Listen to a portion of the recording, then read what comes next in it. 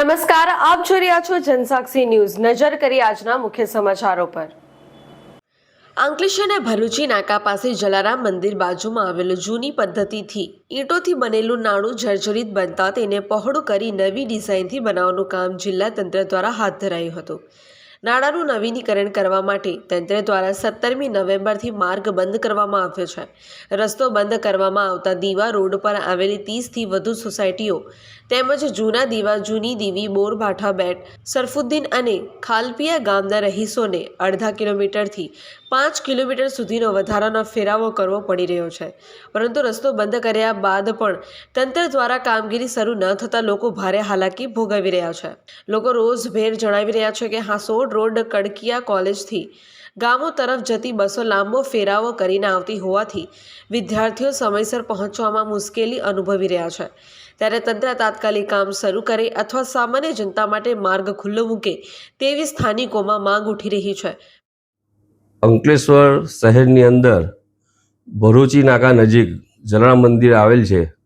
જલારામ મંદિરની બાજુમાં જે નારું હતું એ દાંડી માર્ગ 248 ઓથોરિટીમાં હતું, પરંતુ એ નારા જર્જરિત હોવાને કારણે દાંડી ઓથોરિટી માર્ગ દ્વારા એને બંધ કરવામાં આવેલું છે। એટલા માટે એ વિસ્તારના ઘણી સોસાયટીઓ અને આજુબાજુ વિસ્તારના લોકોને આ નાળું બંધ થવાને કારણે ઘણી તકલીફો પડી છે। પરંતુ હું આપણા મીડિયાના માધ્યમથી અંકલેશ્વર નગરજનોને જણાવવા માગું છું કે આ જે બંધ કરવામાં આવ્યું છે એ દાંડી માર્ગ ઓથોરિટી દ્વારા બંધ કરવામાં આવ્યું છે।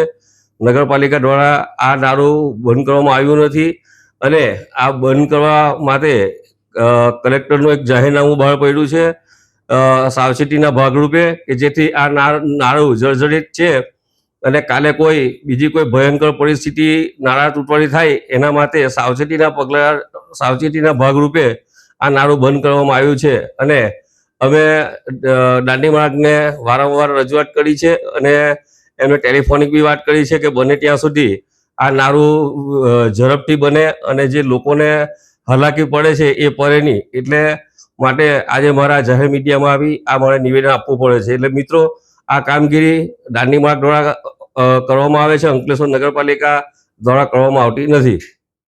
પિન્ટુ મોદી, જનસાક્ષી ન્યૂઝ, અંકલેશ્વર।